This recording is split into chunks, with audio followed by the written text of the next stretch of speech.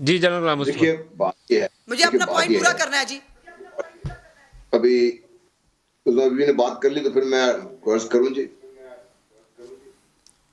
जी जी बताइए आप। देखिए अभी रिसेंटली जो मरियम बीबी का बयान था गिलगित बल्तिस्तान में, वो मेरा ख्याल है को खुद इनके जो कंफ्यूजन है नून लीग में वो साफ जाहिर करता है।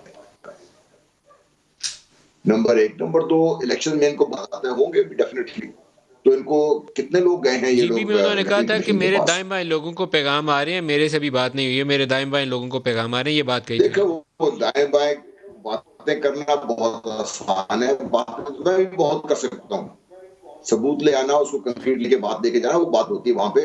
अगर इनके पास कंक्रीट प्रूफ हो तो लेके आ जाते सामने, क्यों लेके आए इसमें? बात यह है कि राशिद साहब ने बहुत बातें की 2014 के बारे में, 15 के बारे में।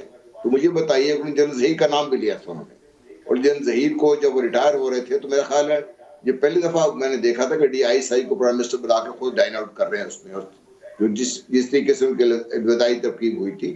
तो ये सारी चीजें हम रहने दें, हम बहुत सारी चीजें भूल जाते हैं। आपको याद नहीं है कि भाई पाकिस्तान का नाम अचानक हमने देखा कि एक फोर्ट बनी है जो यमन पे हमलावर होगी, तो पाकिस्तान उसमें शामिल है। हंगामा हुआ मुल्क के अंदर, असेंबली में भी हंगामा हुआ। तो फिर जो उस वक्त के प्राइम मिनिस्टर थे वो खुद नहीं जा सके वहां पे जाके सऊदी से बात करने, उन्हें फिर जाके जो चीफ आर्मी साहब साथ लेके जाना पड़ा। देखिए बात यह है कि आप फौज को किस कदर मतून करने की कोशिश किए जा रहे हैं, चाहे वो नून लीग है चाहे जो भी है। इस पार्टी को आप ये क्रेडिट जरूर दें को बात तक उससे आगे नहीं जाते। नून लीग का गिला है, और नून हर बार ये बात भी करती है। नून लीग सबूत लेके आ जाए सामने, सुप्रीम कोर्ट भी है, किसी के पास जाए तो सही। नहीं सारा कुछ थे, बहुत सारे इल्जामात लगाना बड़ा आसान काम है, मैं भी लगा सकता हूँ इल्जाम।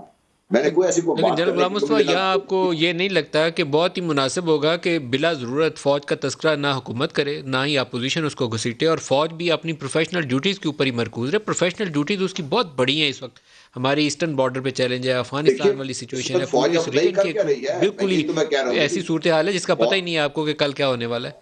बहुत बड़े फौज चैलेंजेस हैं ये। इस वक्त जितनी फौज इस वक्त मसरूफ है, और जिस तरीके से फौज हर महाज पे लड़ रही है इस मुल्क में, चाहे वो टेररिज्म के खिलाफ है, चाहे फिफ्थ जनरेशन में ये जो इंडियन जो कुछ कर रहे हैं उसमें उसके खिलाफ है, चाहे आपके बॉर्डर्स पे उसके खिलाफ है, बाकी सब। तो फौज तो सारा कुछ कर रही है अपना काम, ये भी तो अपना कुछ काम करे ना जी। हुकूमत ठीक है, हुकूमत को आप जो कह रहे हैं कि भाई बार बार फौज का नाम ना ले, हमारे साथ एक पेज पर है, सब कुछ है, ये बताने की जरूरत तो होनी नहीं चाहिए।